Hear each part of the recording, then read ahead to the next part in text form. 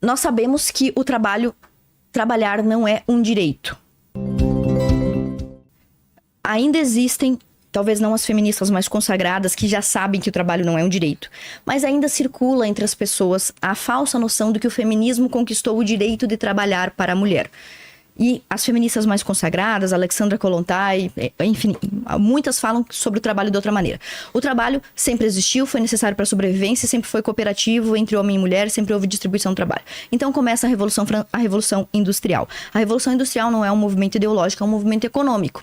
Existem várias formas de produção, a produção agrícola, feudal, e aí surge a Revolução Industrial. Na Revolução Industrial há uma grande transformação no mundo do trabalho. A mulher e o homem que antes trabalhava em casa, sapateiro, ferreiro, agora precisam sair das suas casas. E aí surge o conceito de dona de casa. E algumas mulheres mais privilegiadas são poupadas de trabalhar 10, 11, 12 horas numa fábrica. Nesse contexto da Revolução Industrial, a Igreja Católica foi uma das primeiras a se posicionar sobre o abuso que era cometido contra os operários. Então o Papa Leão XIII, perto de 1850, emite uma bula chamada das coisas novas, ou seja, da novidade, que era a Revolução Industrial, e diz que os patrões têm que tratar seus funcionários com dignidade, os funcionários têm que respeitar as regras estabelecidas nos contratos de trabalho. Ele faz uma crítica ao capitalismo feroz e também uma crítica ao socialismo de toda forma. Então o Papa, a bula papal, a Igreja Católica, a Igreja Cristã, é uma das primeiras referências que depois são usadas para estabelecer o Código de Leis Trabalhistas. E nós temos aqui no Brasil, então, a CLT, que foi instituída pelo nosso ex-ditador fascista, o Getúlio Vargas. E o Getúlio Vargas, não é segredo para ninguém, embora tenha se baseado bem superficialmente no princípio cristão do respeito, ele também se baseou na Carta de Lavoro do Benito Mussolini, que é outro ditador fascista. Pois bem, essa CLT já determina, desde quando ela foi criada, se não me falha a memória, em 1943, já determina que os salários têm que ser iguais entre homens e mulheres, sem acepção de pessoa. Já está determinado isso. Pois bem, apesar disso já existir desde 1943, em 2023, agora o Lula tentou passar, e passou, e aprovou uma nova lei sobre igualdade salarial, só para inglês ver, porque isso aí já era regra. E o que aconteceu depois dessa lei? A desigualdade salarial permanece e as mulheres continuam recebendo um salário relativamente menor do que os homens, de modo global, de modo geral, não de modo específico, de modo global. A minha pergunta para a Raquel é a seguinte. Será que depois de tantas iniciativas e de mais de um século em que se fala sobre igualdade salarial, de tantos programas, de tantas plataformas em defesa disso, não está na hora do movimento feminista entender que boa parte das diferenças que existem entre homens e mulheres, inclusive no mercado de trabalho, se devem a causas naturais e também a preferências de homens e mulheres? Não. Eu vou só fazer uma correção, que eu errei o nome da pessoa que foi estuprada e deu para adoção e ainda assim foi julgada. Foi a Clara Castanho, me desculpem. Tá. Mas ela, a gente percebeu. Me desculpem, enfim. Não, eu acho que não. Não o quê? Não concordo. Eu não acho que existem causas naturais para uma mulher trabalhar ou não. Primeiro, a gente está falando de capitalismo, né? Não é para trabalhar, é sobre desigualdade salarial, a pergunta. Então, não é natural. Como assim é natural? As pessoas têm que receber mesmo pelo mesmo trabalho quando elas exercerem esse trabalho. Não tem uma causa natural. Eu posso refazer a pergunta para você? Para uma mulher receber menos que o homem? Ou não, eu posso responder. A desigualdade no trabalho é porque a mulher... É que você falou do Getúlio, enfim. Então refaça a pergunta. Posso refazer? Vamos lá. Então é o seguinte... existem muitas normativas e leis que já determinam a obrigatoriedade da igualdade salarial. O Lula aprovou, no ano passado, sancionou uma lei que determina novamente a igualdade salarial. O resultado dessa lei foi que a diferença salarial se acentuou em vez de melhorar. Pois bem, depois de tantos e tantos anos e de tantas e tantas iniciativas no mercado de trabalho, legislativas e tudo mais, para igualar forçadamente os salários entre homens e mulheres, você não acha que está no momento do movimento feminista explicar de outra forma, que não seja machismo superestrutural, as diferenças de trabalho? Nos salários, diferença global. As mulheres, em média, ganham 80 centavos para cada R$1 ganhado por um homem num salário, certo? Em média, globalmente. Queria entender, você está defendendo que as mulheres recebam menos que os homens pelo mesmo trabalho? Eu estou descrevendo que é assim que acontece, eu não estou defendendo. É assim que acontece. Eu pergunto pra você, o movimento feminista...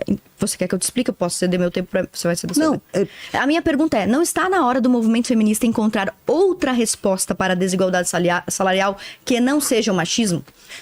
qual seria a outra resposta para a desigualdade salarial? Você quer me dizer que as mulheres são menos capazes que os homens para... Não, estou fazendo perguntas aqui. Você vai partir da premissa que as mulheres são menos capazes de desempenhar alguns trabalhos? Isso vai contra tudo que a gente tem visto atualmente. As mulheres são maioria na universidade, elas vão muito melhor quando elas chegam na carreira, e a gente sabe que existe uma coisa chamada a pena da maternidade, que faz que quando as mulheres parem suas carreiras para ter filhos, se elas não tiverem privilégio de ter pessoas cuidando de seus filhos, como eu imagino que você tenha, porque senão você não estaria aqui, as suas carreiras sofrem.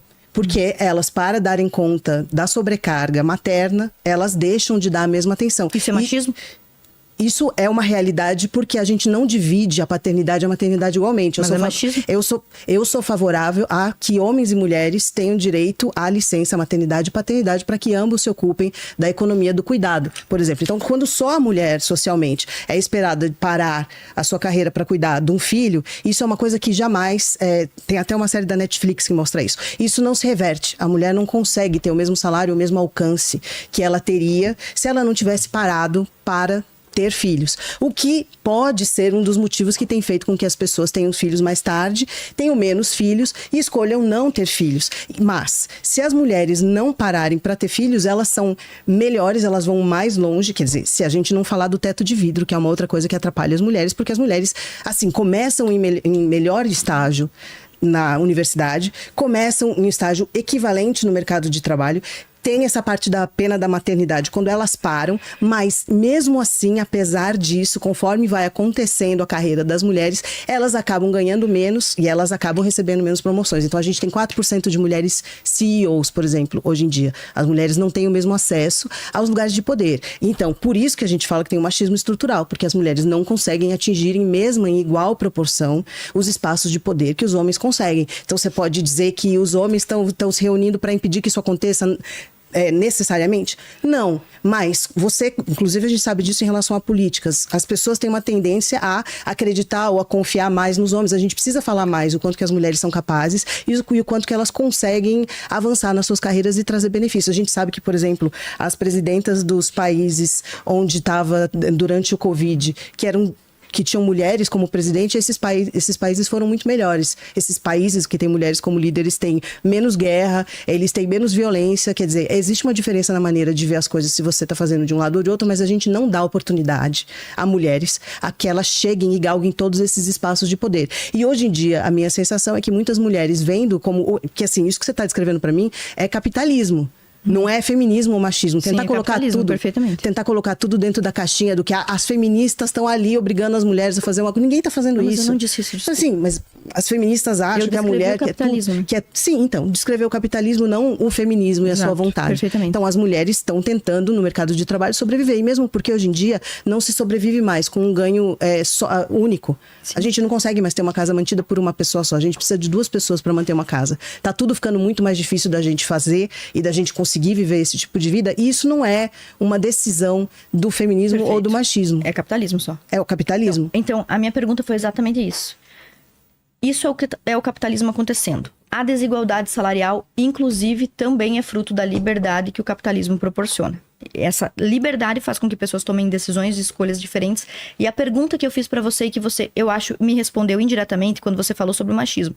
A pergunta que eu fiz é: não está na hora do movimento feminista reconhecer outras causas para a desigualdade salarial que não sejam o machismo ou a superestrutura machista e patriarcal? Eu acabei de dizer que tem um monte de causas para isso. Outros fatores então, que não são o machismo. Acabei de dizer que tem vários outros fatores. Ótimo. Então, nesse ponto, eu gostaria de dizer que eu concordo perfeitamente com você. Os fatores que fazem... Espera aí, só um pouquinho. Tem mais coisa para falar? Tem tempo ainda. Não, pera, já era... Não era meu tempo agora. Não entendi. Eu tava perdida no rolê. Ainda. Eu comecei a comer. Você tem 1 minuto e 21, pode terminar de comer. Ah, tá lindo. Você tem a réplica. Eu não vi, pelo amor de Deus, desculpa. Mas você quer completar? Não, eu acho que a gente está falando sobre uma dificuldade do capitalismo que a gente precisa trabalhar juntos para reverter. Uhum. Eu não estou dizendo aqui que um é melhor do que o outro. Pelo contrário, os dois têm que trabalhar juntos para construir um futuro melhor. Eu acho que a gente tem que achar os espaços de conciliação. Eu acho que a gente tem que achar os espaços onde a gente pode ser colaborativo. Nesse sentido, eu acho que os homens têm que ir mais para o espaço do lar.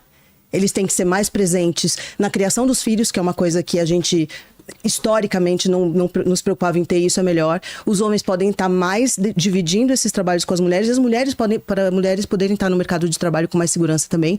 E eu acho que a gente tem que pensar novas maneiras de pensar o futuro.